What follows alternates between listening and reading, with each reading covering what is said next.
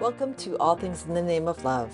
If you like this show, please like, subscribe, and share. Thanks. Okay.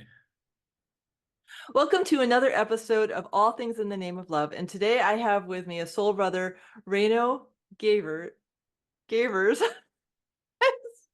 And we tried to do this last week and I don't even know what happened, technology. But among other things, you're an author, a writer, a speaker, and you've walked the El Camino countless. I am so fascinated by that because that's been calling me. And what is it like?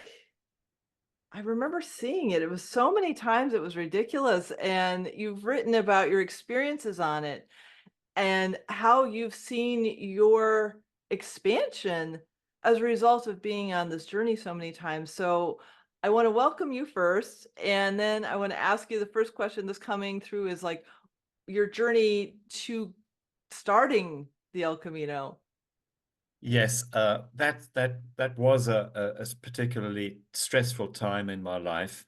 It was in 2006, and I was going through a very stressful time in my job. I was working for a news agency, and at the same time going through a very difficult patch in my marriage, and I was very close on the edge of a burnout. And a friend of mine sort of suggested, well, why don't you go on this walk in Spain? It'll take you into different space. And I'd never heard about the Camino before.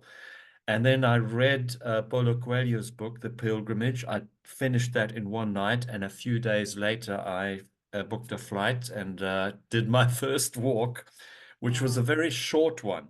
I was unfit, unprepared. My backpack broke. I had blisters on my foot. And so I did that just for a week, and something sort of triggered. I thought that, well, there is something about this Camino pilgrimage walk. It's not an ordinary walk. Okay. And the following year, I did the whole thing, the whole 500-mile Mhm. route, and that really catapulted me into a different, well, I would call it level of consciousness, because Mm. there's a saying that you go through three different stages when walking the Camino. The first part is the path of crucifixion. It's the hard part. You're going up the Pyrenees. You're not used to walking 20 kilometers. That's 12 miles a day. It's a And lot. it's physically tough and emotionally Mhm. tough, because whilst you're walking, old emotions can uh, reappear, memories that go back many years.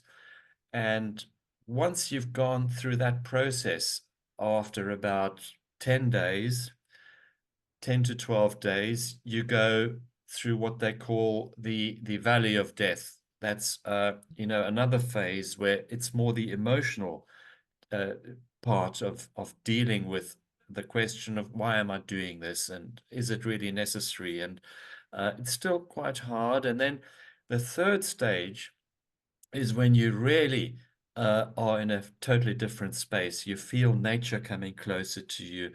You feel more relaxed. You uh, feel you could walk not only 12, you could walk 20, and it wouldn't make a difference. And Oh, wow. so it more or less became an addiction. So I do it like every year now for at least 3 to 4 weeks. And Wow. I've done more than a dozen now. And it's like reading a good book, because uh, you see different things each time, even Mm. when doing the same pilgrimage walk several times over. You meet different people. You see things that you didn't see the time before, and you ask yourself, why didn't I see that the last time? And but each time has been a massive change, especially on a spiritual level, where I changed my life completely. I moved out of the media industry and am now doing what I'm doing, which I really enjoy very much. It's more the authentic soul path I've always sought after, and living on a beautiful island, living my dream. And that's all been uh, a process of my walks, Mm, and also writing the books on these walks, because many of the insights that I got whilst walking, I put into writing because I felt it needed to be put out there, mhm, especially from those many wonderful conversations I had with fellow pilgrims on the pilgrimage path, and you meet so many fascinating people who are going through the trials of life. They some of them have gone through a very serious health issue. Some have lost a loved one. Some are going through a divorce. Some have lost a job, and it's like a, a lot of people walking the Camino at a crossroads in life, like I was mm, myself, where um, the Camino calls you, and it as you walk, your mind opens up, becomes clearer. Your mm. soul path becomes clearer whilst you're walking. It's very much an analogy of life. Yeah. You and we're all walking through life. We're all walking Mhm, home. We're all walking home to somewhere, mhm, and it's finding that home. Where's your home? Your spiritual home. mhm. No, I love that. I'm trying to. I love walking. I love hiking. Right now, I'm not I'm not in shape for something that big, but my max of a hike has been like 8 miles. And shifting that, like just trying to imagine like doing that every day and the physical toll that takes on the body, it's you have to, I'm feeling like the word transcend it because otherwise you're going to be taken out by it. So how did that happen for you? Well, a lot of it is, of course, preparation. Okay. And what I learned after my first walk, where I wasn't prepared at all, was that obviously you need to start slowly. And Mhm, my advice always is just don't overdo it. Do as much as you can on the first few days. mhm, Let it be 5 miles or at the most 6 miles, mhm, and then you gradually walk yourself into the pilgrimage walk instead of wanting to achieve something. A lot mm, of people start this walk with a physical intention. Oh, I want to do my 20 miles a day, and oh, I'll do this, to get mhm, fit and to mhm, lose weight, and then whilst they walking, something happens inside because this pilgrimage walk has, of course, been walked by pilgrims for many centuries mhm, and and maybe even thousands of years. We know that mm, it's been an old Celtic uh, path of ritual, and probably the Homo sapiens that migrated from Africa went on this same route entering mm, Europe. So mm. it is a very, very ancient root that has a mythological significance. And you feel that. You feel that whilst walking. So as people start this as a physical endeavor, they end up finishing this walk as a spiritual walk. Mm, And they're realizing, oh, something has changed. And a lot mhm. of those changes come many months, sometimes many months, even a year or two after doing that walk. Oh wow. I love that because it feels, I mean, I can feel the sacredness of different lands. And right now I'm living in Oregon, and this particular state in the United States speaks very deeply to my soul. I adore this state, and the land and I sing happily together. And I don't know why, but when you get a calling to a land and you feel that resonance, even for left brain people, when you're on it long enough, it's kind of, you can't not feel it. Yes, absolutely. I mean, I think where you live and where you connect with that natural world around you, that definitely does something to you. And I've really fallen in love with Spain, and that's why I live in Spain now. This is also a Mm, result of the Camino, because I just love the people. I love mm, the Spanish people, and especially the rural Spain, which still has something very pure about it. mm, The communities, the village communities, mhm. and the way they celebrate their village and their traditions and their food and their dances and their cultural festivals. That is really of great spiritual significance, and a Mhm. lot of that is getting lost in the world today. I definitely feel that because when I had an opportunity last year, it's coming in. I was up in Orcas Island, which is in Washington State. There's this archipelago of about, I want to say anywhere between 50 and 100 islands. And I was invited to meditate with a Native American tribe. And the energy I felt in the meditation, it was only a 5-minute meditation, but I'm getting chills while I'm feeling this. I felt such a shift in my consciousness just by being in their presence and connecting on a very small level, but I felt it in my soul. And so I know that feeling that you're getting of connecting with the ancient traditions because there's something so resonant with the deeper part of us that we know is true.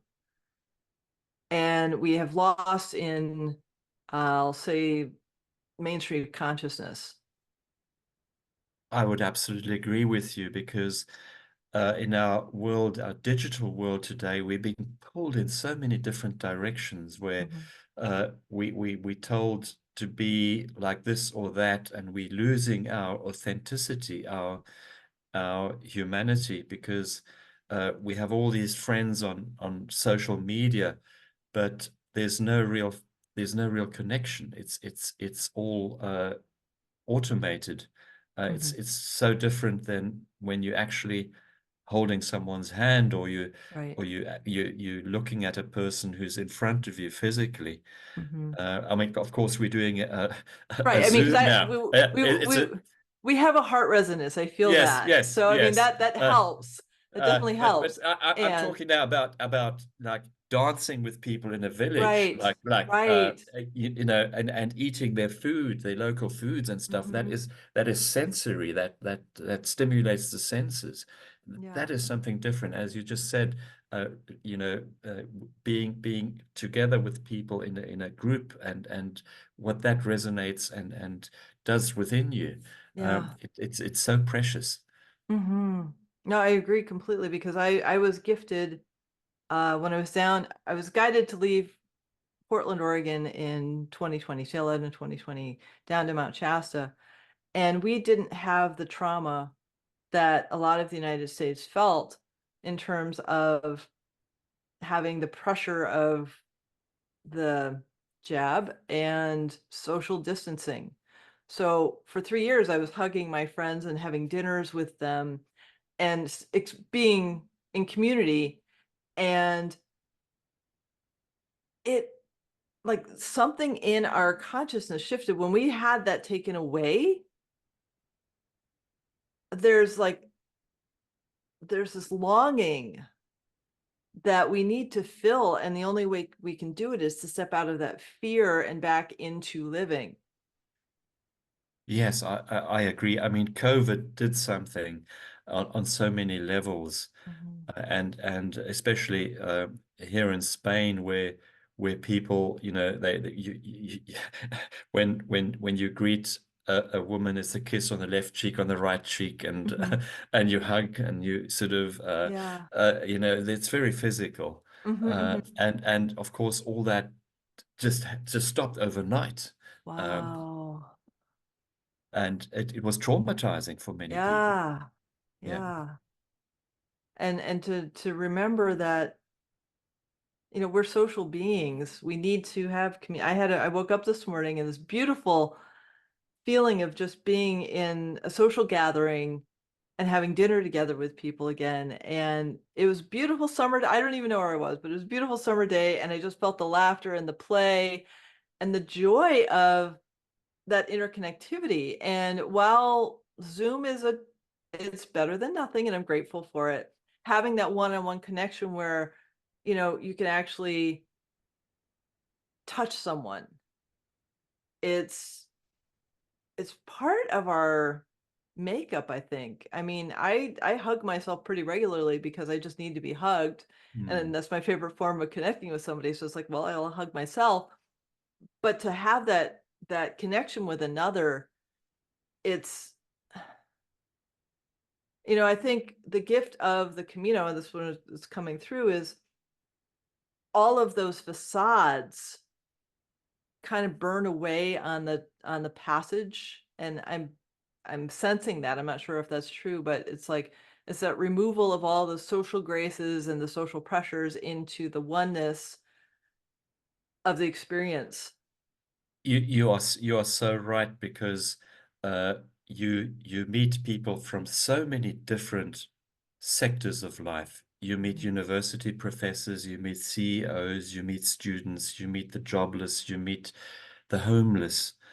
Uh, you meet people from all age groups, and the one unifying, the common denominator is that we all pilgrims on one path, and all that external facade just falls away. mhm, You basically open yourself up. You become naked in a spiritual sense, mm, because you feel the other person walking next to you is going through the same emotional process as you are, and you feel that connection, mm. that close connection, and suddenly people tell you about their whole life, and that you'd never tell a stranger. You have very intimate conversations on the Yeah. Camino.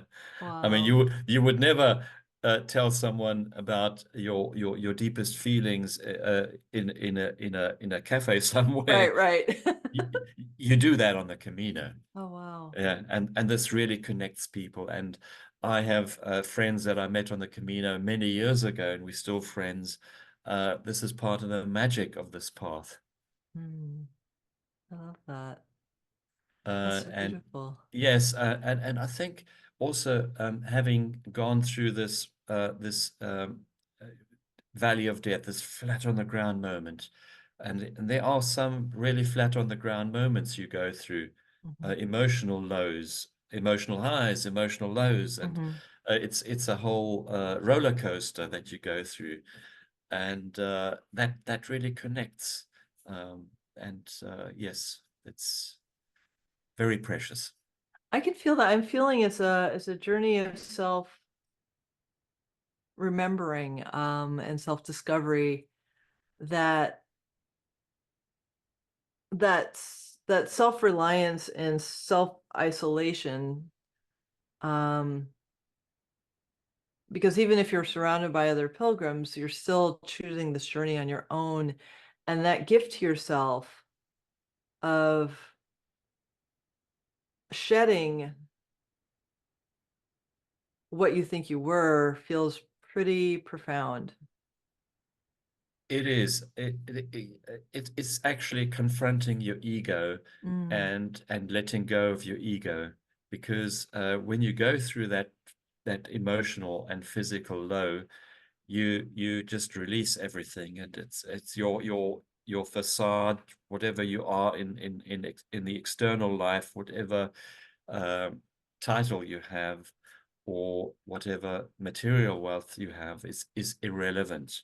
And mm, it's the same when you leave this earth, when you go into the other dimension. All of that is irrelevant. mhm, The only part of you that stays is your soul. And mm, and what are we here for on earth? You are here to learn, to evolve, to uh, school your consciousness, mhm, because that is that which stays. When your mhm. body falls away, your body dissipates into the universe, your soul is still there. Mhm. That I love. I know when I felt my dad die, I've been able to connect with everyone who's passed in my family. But his was unique because he literally went. I was like, okay, I haven't ever, and that just humbled me because he'd been in intensive care for 3 months and his body was paralyzed. So he wanted to get out of there really fast, and I get that. And with every other family member, I felt them like not often, but like when they come in, they come in. And when he came in, I haven't felt him in a while, but when he came in, it would be like boom, but I know his soul is intact, and Mm. that's the cool thing because I could feel the energy signature. And that's one of the things that's helped me on my journey is like I know that this beautiful temple that I have is animated by that spirit. And when I'm ready to depart this, that energy, because energy can't be created or destroyed, it continues on to whatever iteration it's going to be in the next form. And it seems simple on one level, but to actually embody that is a whole other level because I can intellectualize it all the time, but like if I actually feel it, that's a whole other level. And it feels like because you're so grounded in your body on the Camino, you don't have much of a choice. Well, you certainly feel your body, that's for sure. Especially if you have back pain and you have blisters on your feet and you go through that process. Yeah. That is fascinating, uh, and at the same time, you feel so much on a soul level that I can't really explain in words because I mentioned I said it's magical because it as you walk with each step, as you come closer to your destination in Santiago, this beautiful cathedral, the you realize that you're not the same person Mm, than you started out as. mhm. That something changed inside, and a lot of people feel this. And this is why so many of us continue walking every year or every second year. Mhm. And the route has become so popular in recent years. There's now about 300,000 people walking it every year. Wow. And when I first walked in 2006, it was what about 50, 60,000 at the most. Wow. Uh, and this, I think, is also part of the global shift in consciousness. Mhm. People are searching for spirituality, experiential Mhm. spirituality, not Mhm. religion. Because Yeah. religion tells you how to be, what to believe, how to behave, Mhm. and what to believe. Whilst experiential spirituality is a feeling. Mhm. It's that sense that you sense that something is truth, but you Mhm. can't explain it. You can't explain it Yep. by any term, by any Mhm. concept. It's liberated of concepts. Mhm. Mhm. Yeah, I used to try it with my former partner. He'd ask me to quantify my feelings because he's an engineer, and I'm like, I can't. I just know I have an inner knowing, and it led to this. Our One of the reasons we broke up was because I had an inner knowing that I wasn't supposed to get the jab, and he actively tried to shame me, and I'm like, but my soul is telling me no. I can't fight with my soul. And it was such a disconnect of his understanding. Um, and there's no shame. It was like his journey and my journey, but like my soul was pretty much like line in the sand. You are not crossing this. It doesn't matter if I get imprisoned kind of level of commitment. And I'm like, who is this person talking? But it was that pure self coming in and that inner knowing that you just can't quantify. You just know it. And the more I've been on my journey, the less I question it. Yes, and I think more and more people are opening up to that, Hmm. which on the one hand, we're I think in a stage of transition where Hmm. the old hasn't been transmuted yet, and the old Hmm. still comes and shows its shadow, and we're not quite there yet. We still have to walk through Yeah. some hot coals before, you know, Yeah. uh, and I think that's going to take some time.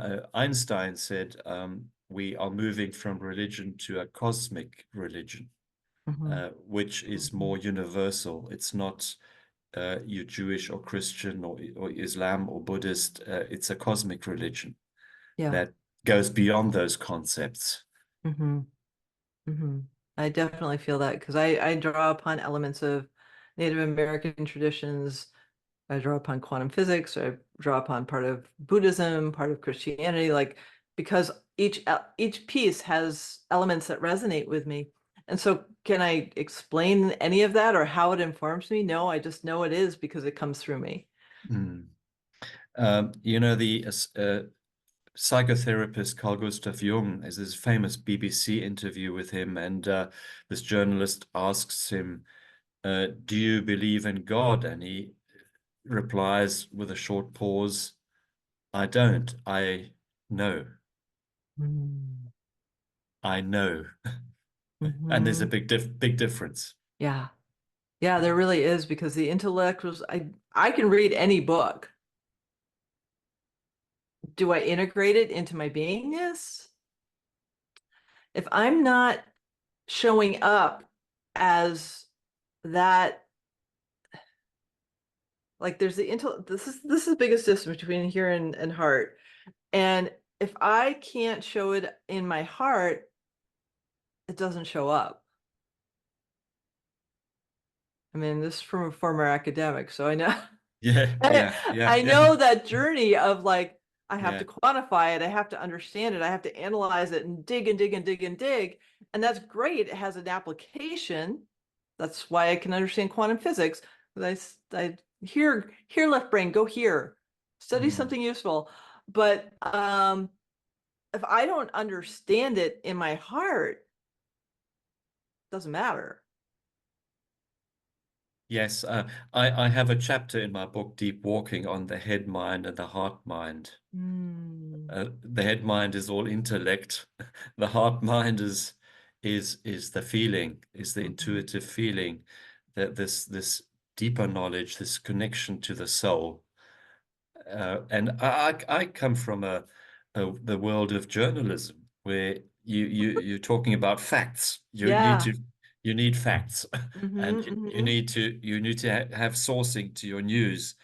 And so I was very skeptical about all these things, and I had my own crisis with religion because I come from a Lutheran family and with a great grandfather who went to South Africa as a missionary. And Wow. it took a long time for me to move away from the concept religion, the Hmm. Hmm. concept of religion, to the experiential spirituality, which I essentially discovered on the Camino.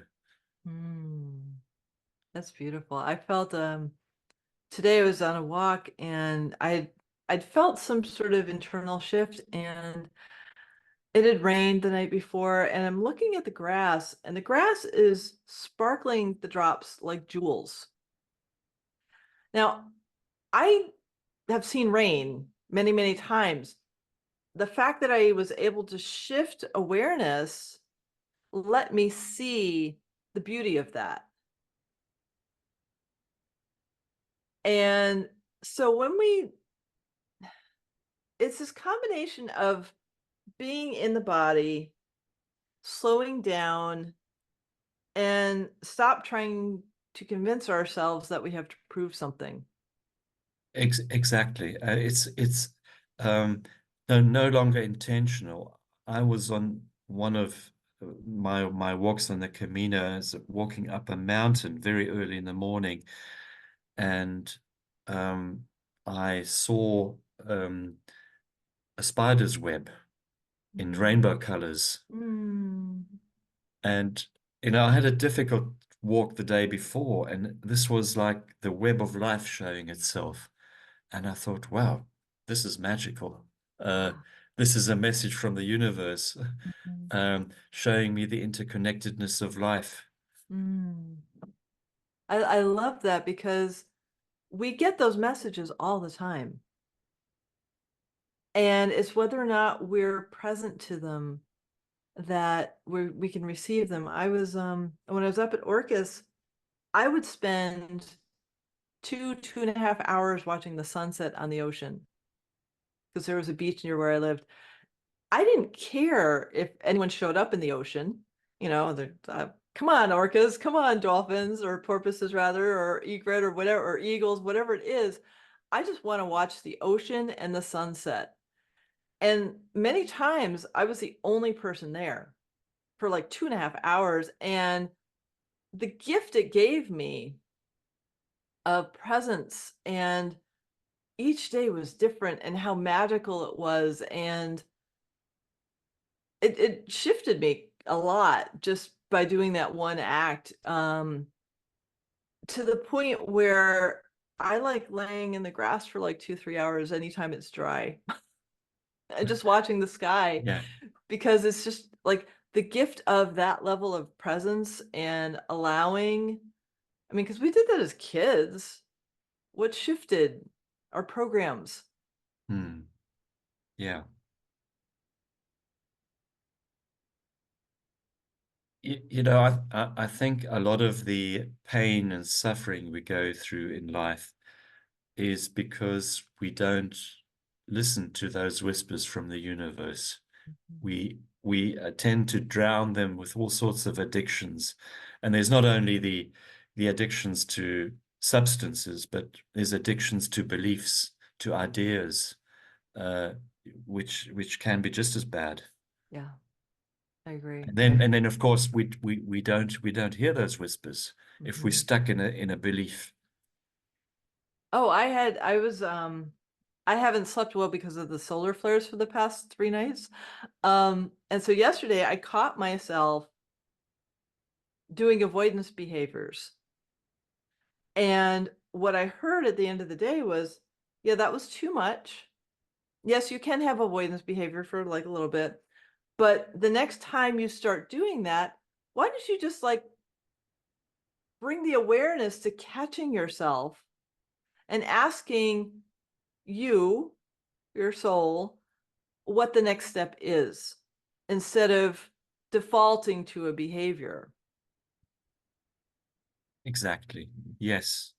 Uh, that is a great way of doing it. Just asking the universe, yeah, just letting go and saying, well, let it come.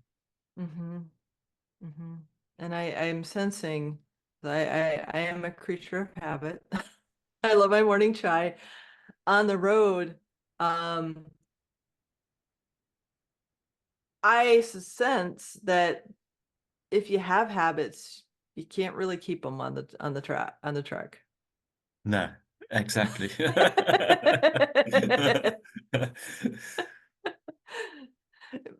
How, like, are there spots that you can send things to, or I'm getting curious about the practicality of the journey. Like, do you pack like 3 pairs of shoes? Do you bring your food? Do you get to ship things certain places? Like, just curious. Yeah.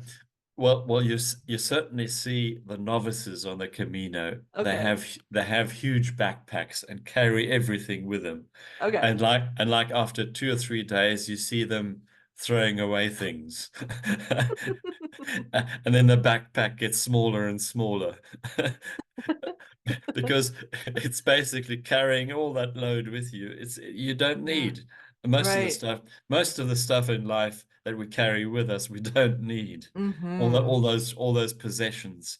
Yeah. Most of it we don't need. But what do? We collect, collect, collect, and it just stresses us out. Mm-hmm. So small backpack, taking only the essentials, quick dry clothing that you can wash in the evening and that you can wear again the next morning. Mhm. And of course, essential, what is absolutely essential is good shoes. Mhm. Um, that you have really walked in for some time, because if you walking with new shoes, you'll have blisters on the Oh, second yeah. day. Yeah. Uh, uh, and also a backpack that's comfortable. Mhm. That's so important. And of course, now with all those people walking the Camino, you have special uh, uh, taxi services that take your backpack to the next village. Okay. So you see a lot of people walking just with a small little bag and have all their luggage sent ahead. That's But funny. but it's part of the adventure, I think, Mhm. to carry your backpack, to carry your weight, Yeah. and it's and you have that freedom to say, okay, I like this spot, I'm going to stay here overnight, Mm. uh, and not plan ahead, because you have those people who plan ahead everything. You Oh. know, how many kilometers or miles they'll walk that day, what village they're going to stay in. Uh, but I've been so lucky on all my walks, and always found a place to sleep. I Mm. never had to sleep outside. And that's an option, right? Or is that something that Yeah, happens often? it does happen that you'll come into a village and they'd open the local school hall because there's no place to stay, and they'll put mattresses on the floor, and Oh, you'd wow. sleep there the night, you know. But you'd know Wow. maybe the next village you'll have a comfortable room again. Mm. Yeah. That's amazing. How have you seen, since you've been doing this for so long, how have you seen, who have you seen rather, the wait, now I gotta get the question. Hold on.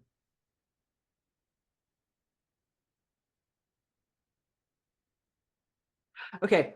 Back in 2006, when you started, was there a different kind of person that would show up on the trail versus what you're seeing now? Is it Mm. Absolutely. okay? In 2006, it was mostly people who'd be from the older age group, Okay. that had gone into pension, Okay. had the time to do these long walks, Hmm. and you had very few Americans. Oh, interesting. Okay. Most of them were European. Okay. There were a couple of Brazilians, South Americans that you'd meet occasionally, Okay. but that has changed completely over the years. The pilgrims have become a lot younger, Okay. um, and a lot more diverse from many different countries. Mm. Um, it's become far more international. Okay. It's amazing how this word is spread, because the whole thing started because it was almost forgotten for so many decades. Hmm. And then a Catholic priest sort of did some research on medieval pilgrims, Oh, cool. uh, and had this vision. He had a vision Okay. that thousands of people would again walk the Camino like they did in the Middle Ages. Mm. So what he did, he researched the old trails Okay. that you had in medieval times. He Hmm. took a bucket of yellow paint. So you may notice that we're wearing different clothes, because what happened, it was right before Reno was going to tell the story. He had a massive thunderstorm hurricane thing and lost internet connection, and we weren't able to connect until today. So, uh, as you were cut off, you were going to tell me the story of the priest with the inspiration. So, if you want to start that, that would be awesome. And thank you so much for the reschedule and being up for sharing this story with me. Yeah, it's such a wonderful story because the waymarkers on the Camino are these yellow arrows, and very few people know where they come from. And the story is that this Catholic priest, his name is Don Elias, in 1984 took cans of yellow paint, used yellow paint or the paint that was left over from the road markings on the national highways, and he had in the years prior done loads of research on the original Camino trails going back to medieval times. So he took his old banger of a car and these pots of paint and a brush, and he marked the route from the border of France to Spain all Oh, the way wow. to Santiago. And Wow. and gradually more and more people started walking the trail. And of course, originally it was a penance route, a pilgrimage route for Catholics. Mhm. But meanwhile, it's become such a big pilgrimage route for practically all faiths. You have the devout Catholics, you have Buddhists, you have the spiritual seekers, you have the atheists, you have practically all those people on the path who are in search of some type of meaning. Same old question that people had in the age-old times: where do I come from and where do I go?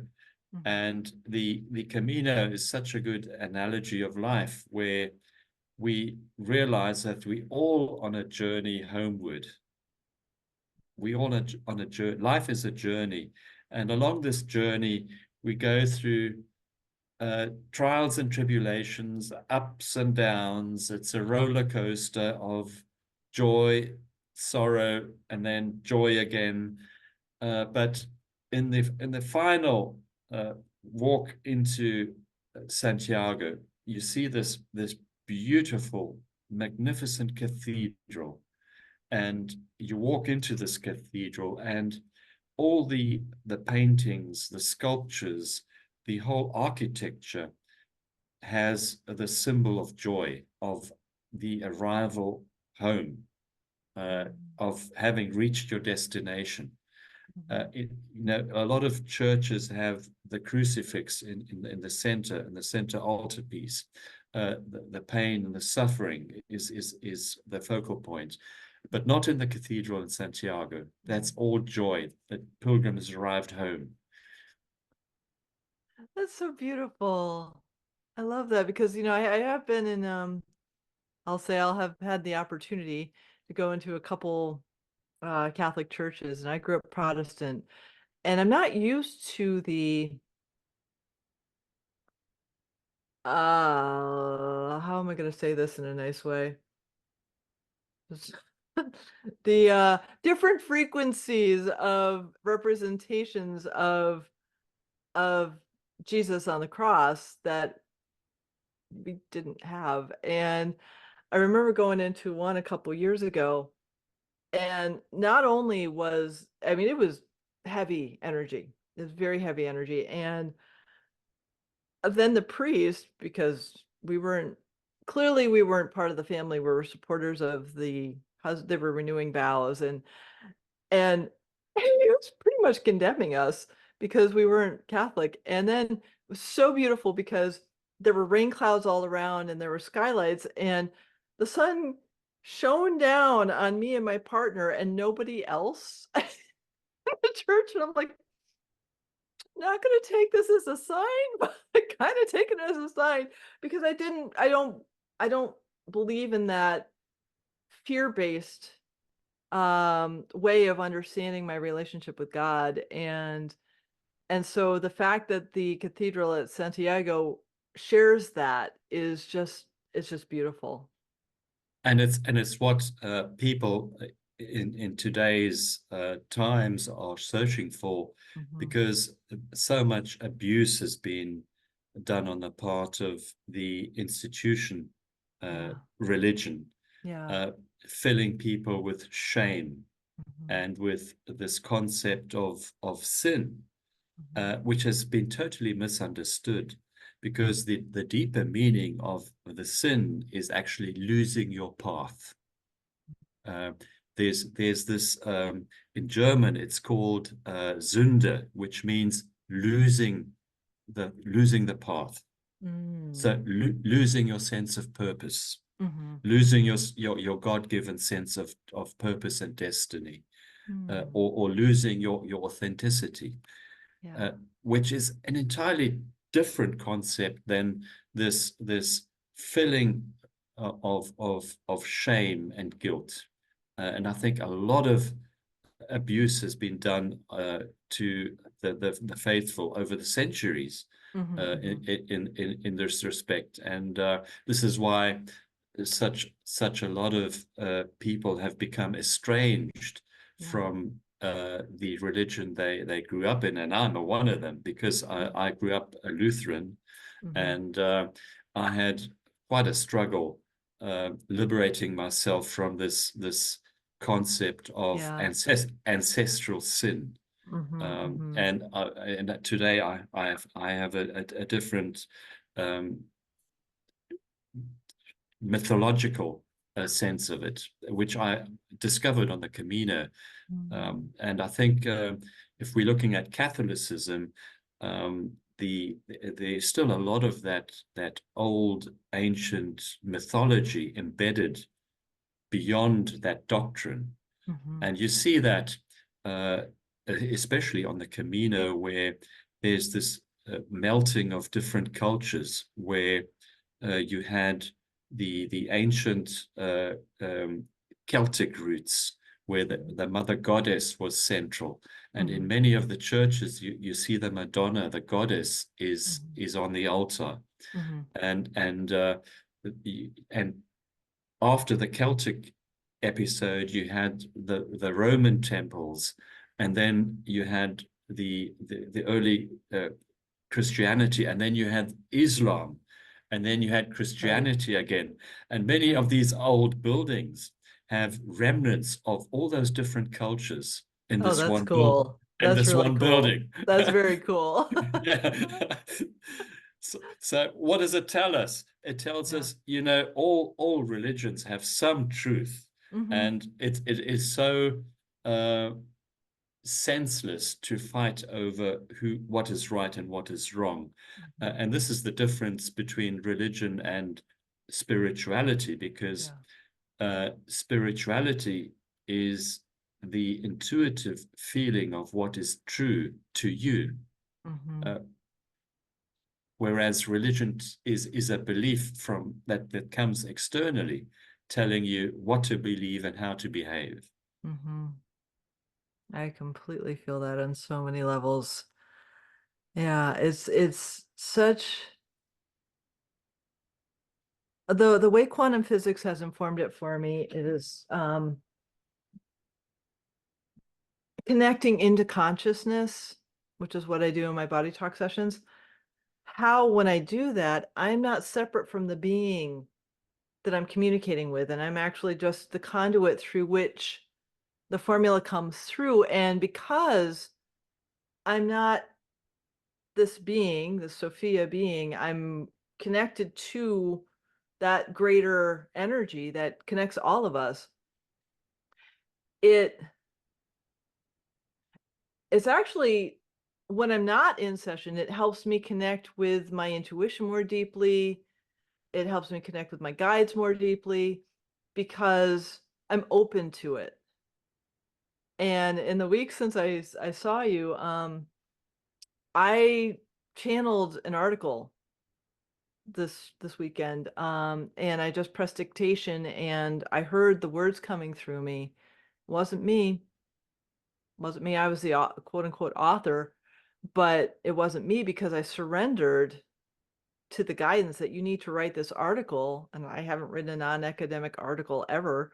So it was really beautiful to allow that to come through because I don't have the shame, the guilt, the control, the need for belief systems that I have to be a certain way. I just am, and that's so liberating.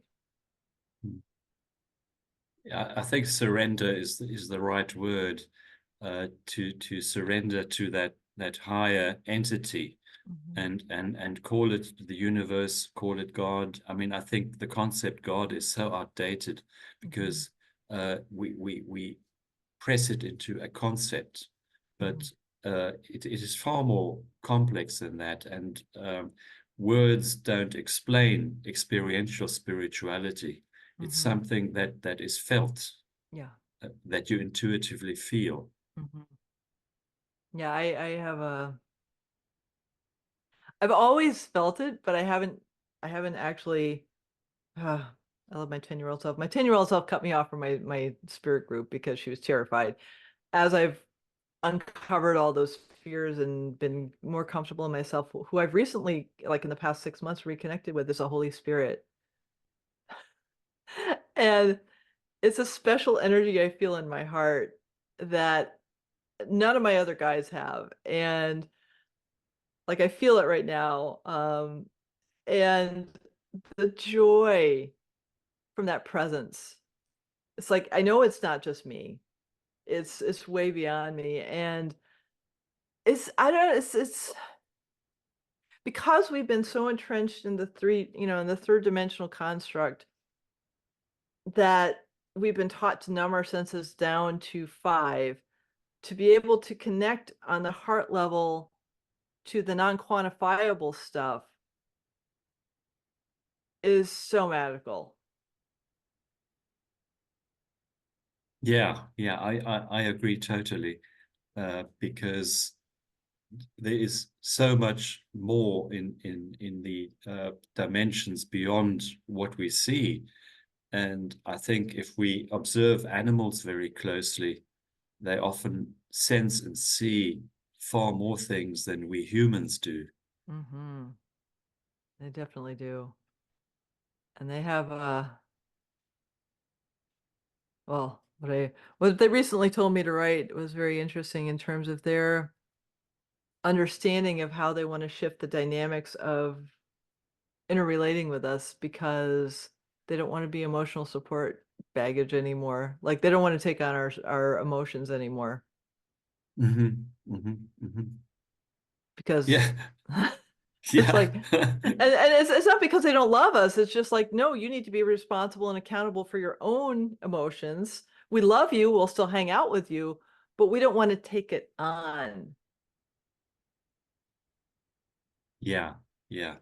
I think we humans need to liberate ourselves from this obsessiveness with imposing all those emotions on everyone else, Hmm. including fellow human beings. Yeah. And there is an addiction to Hmm. old pain, old emotion, and old trauma. Our identity becomes so fused with that emotion or that feeling, let it be anger or sadness Hmm. or some traumatic event in the past, that defines who we are or we think we are. Hmm. Hmm.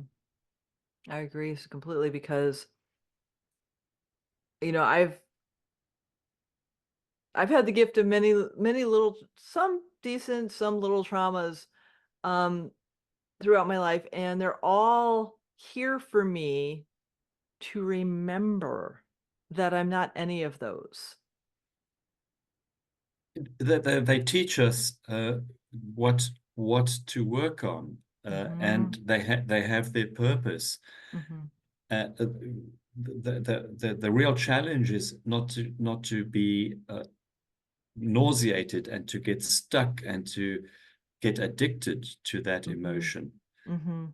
Uh, what does that trauma of having lost a loved one tell me? Mhm. Um, what did that abusive relationship have to tell me? And then to move on from there, Mhm. not to banish it from the experience, but to move on and Mhm. to transmute that experience, because ultimately, I think we all, as I said, on this journey of soul elevation. Mhm.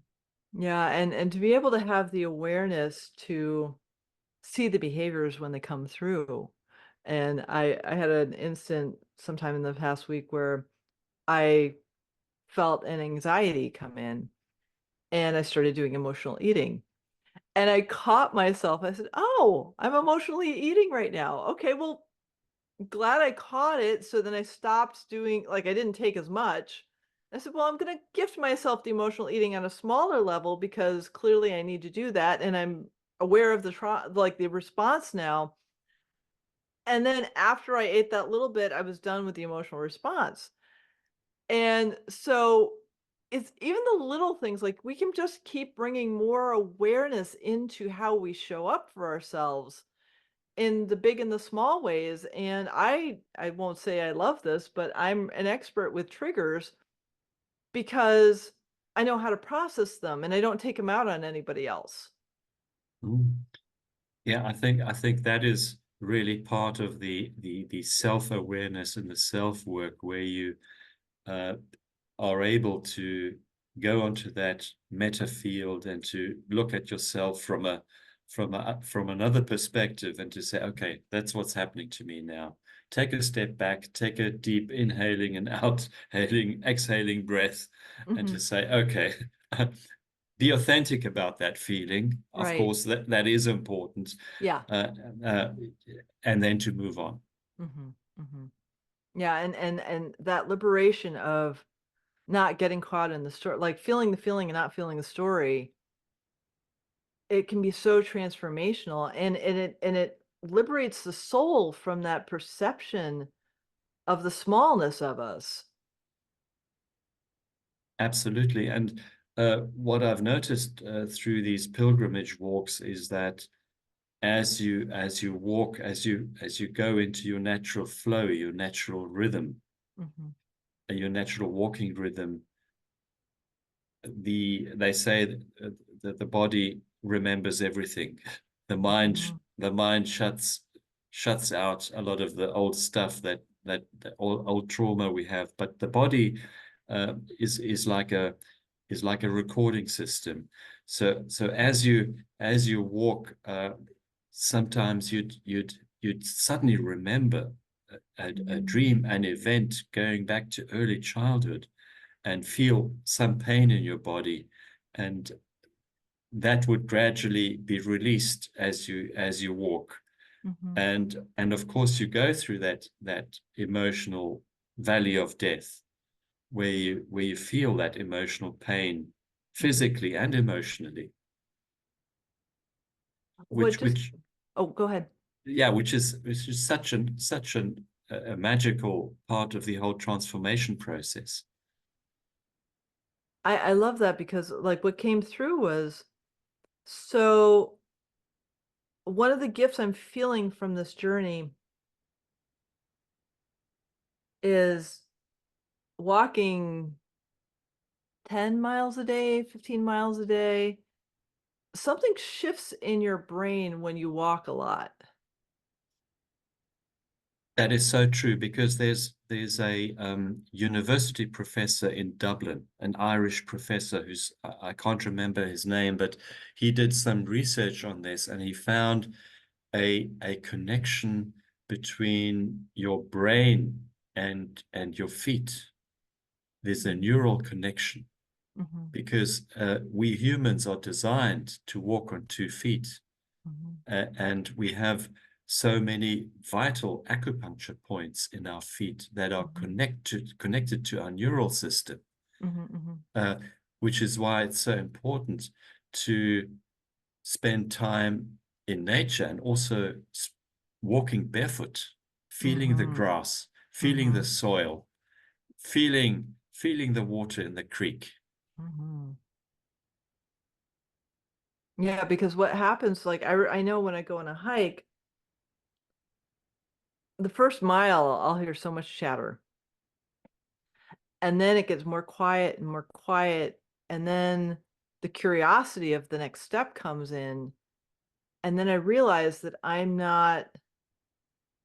like more present with what is around me and what I experience and the breeze and the smells and the birds and everything. And I'm not thinking. Yeah, yeah. And that's when I'm in the experiential experience of not having the subconscious control me so much, or the subconscious is like doing the walking, but then I'm free to be present with everything else, Mm, and I don't have the chatter after about a mile. mm. Yeah, you're moving out of your head mind into your heart mind, Mhm, where you're reconnecting with the universe. And mhm, I think nature is an expression of the divine. We see that in the whole evolutionary process, how nature adapts to different circumstances, to different seasons, and how the animals adapt to different climate zones. mhm, And you see the species evolve, and we humans can't extract ourselves from that. We need to adapt as well. But if mhm, we extract ourselves from nature, from the connection to nature, we lose it. We lose that spiritual connection. mhm, mhm. I completely agree. It's it's such a gift where I am right now. There's a couple, I think they're barn owls, and they start hooting at around, I hear them at around 4 in the morning, and it's such a gift to be able to just be present with that,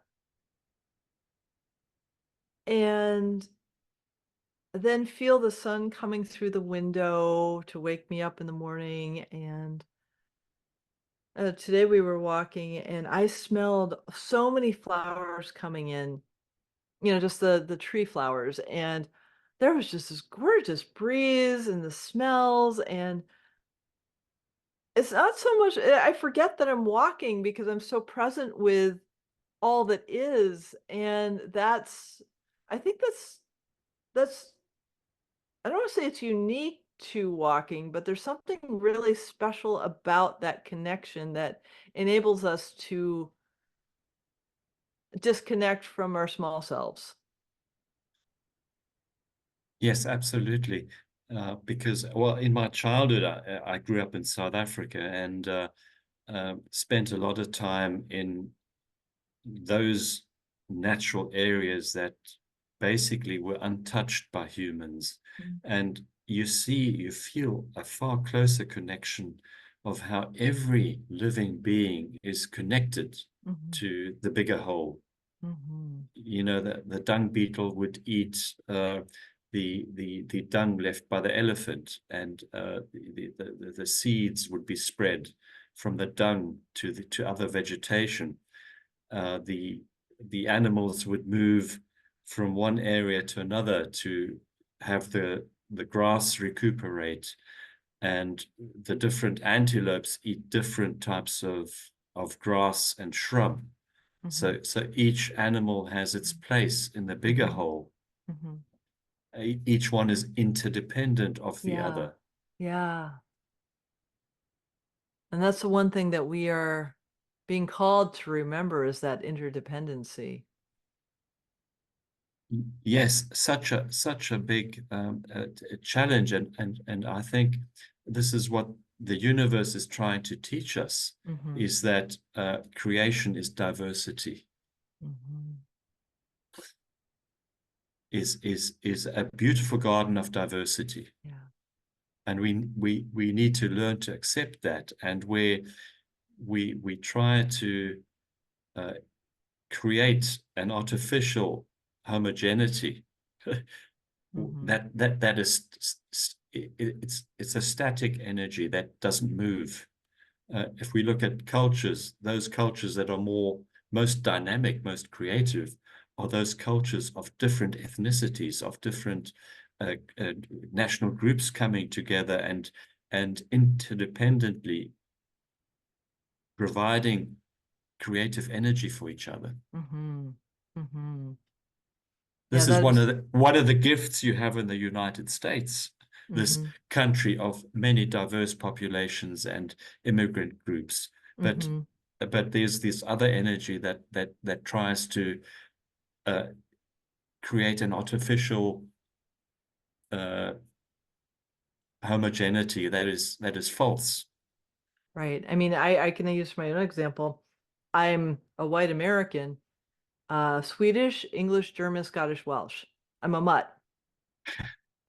I don't know how the mutts came together and created me, but like, so there's no one, even the tribes are different. Each tribe is different. So there's no one pure American. And that's the gift of it is like, I can't claim that. I mean, yes, I grew up and I am a citizen of the United States, but I'm not a typical American because I have a unique set of DNA patterns and I have my own spiritual journey. And each one of us has that. And that's what makes the tapestry of humanity so amazing. Yes, we can go much further back to where humanity started, and over the thousands of years, we are actually part of all types of different ethnicities, Mhm, uh, and that is a necessity. If we look at mhm, genealogy, mhm, that's mhm. part of the growth process. Yeah. Yeah. Because I mean, if we want to go super deep, I'm sure we've had intergalactic influences on our DNA too. I mean, we're not just a being. We're so multidimensional in so many ways. And the the illusion of separation that has been taught to us through religion, through politics, through our education, I'm seeing it like it's really fascinating because there are aspects of at least in a recent in a recent post I put on Telegram as a or Instagram as a snarky comment turned into this really fascinating like big separation within three comments of me being snarky about Darwin and the it was like, wow, the separation thing is still playing out in different levels of frequency. And I just blessed everyone and sent love to them because that's how I'm operating now. It's like I could engage in that, but I was just being playful and silly. And I saw the belief systems come out and the separation and the reactions and went, wow, it's really cool that I've been gifted the opportunity to feel my triggers. And I would love for others to do that too. And it was just fun not fun, but it was like on a intellectual level, it was really cool to just see the different layers of frequency and separation that still exists on the planet and how we get to continue to uh, help open others towards the unification. Mm. I think at this point of evolution, we're very much in that polarization of dark forces and light forces, Mhm, um,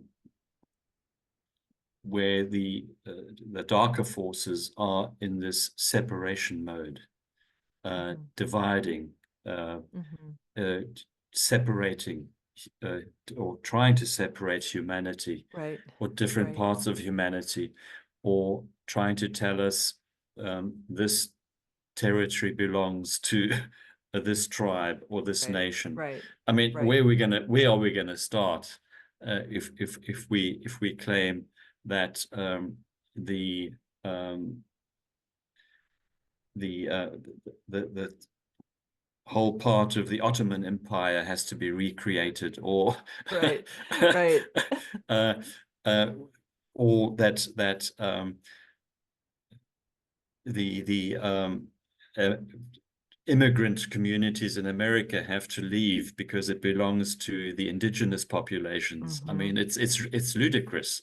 Yeah.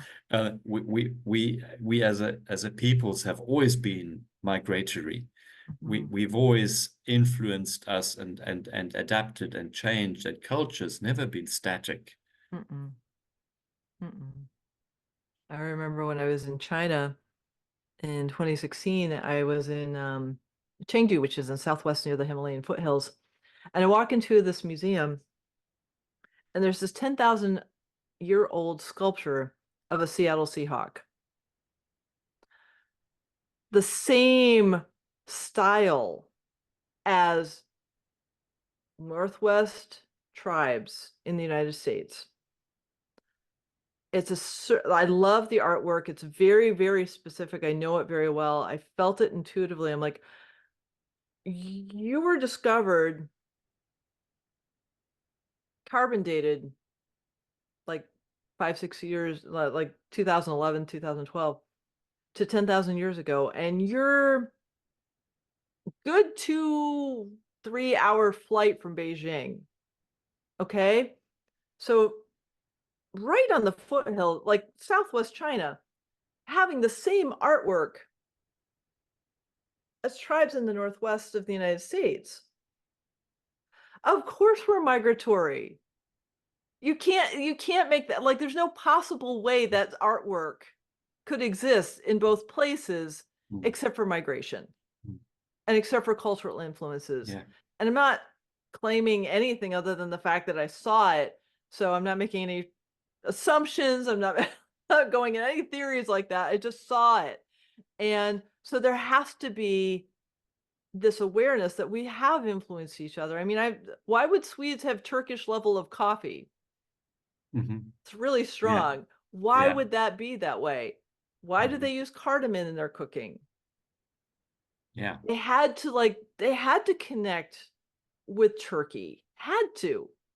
They had to do trading routes. Like they just had to. There's no other way that could happen. So, we look at our foods even like it's like it can be that simple as looking at the spices we've had. I shouldn't be having cinnamon, right? But yeah. I do, and that's probably the easiest way to reconcile separation with the unity consciousness is through food. I don't know why that came through, but Yeah, food is such a good example. yeah,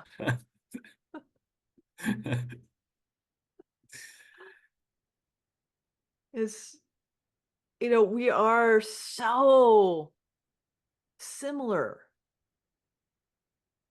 and so integral to the wholeness of this planet and of the universe. And the things that separate us are so minuscule. Yeah. And they're all head based. Well, it's the doctrine, the ideology that's being fed to us by politics and religion, that is estranging us from our true essence in many ways. I'm And sensing that's losing its grip. at the same time, when such an ideology loses its grip, the last kick of a dying horse is all the more painful, they say. Yeah. Yeah. Yep. Yep. I'm definitely seeing that because it's like I feel there's a shift, like there's more light than there has been on the planet. And I feel that like more people are becoming open and uh the analogy that I'm hearing is when this ship is sinking and the rats scramble to get out. Yeah, that's what's happening. Like there's this last ditch panic level of how can we control the narrative energy to keep us separate when so many of us are seeing through that illusion. Yes, which is what belief is. Fixed belief is an Yeah. addiction. Uh, Mm-hmm. Mm-hmm. whe- Whereas the authentic experiential spirituality, that comes from an entirely different essence. Mm-hmm. Mm-hmm. It's more liberating. Absolutely. What you mentioned earlier, it's surrendering Mm-hmm. to uh, a higher intuitive truth. Mm-hmm. Yeah, it's definitely. I mean, I love how different aspects of different ways of being have informed how I perceive the world. And when I have the opportunity to feel into my heart, none of it matters. Yeah, yeah.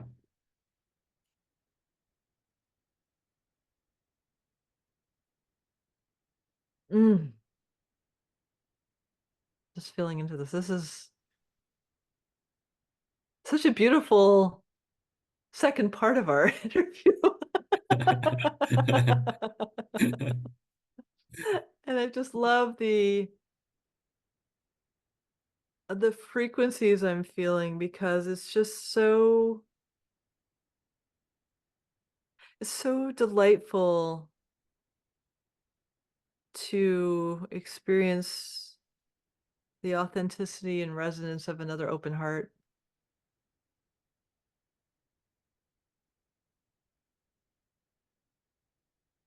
Yeah, this is what we desire in the, call it the new age of Aquarius, and there's more of Yeah. us. There's more of us Mhm. day by day. Mhm.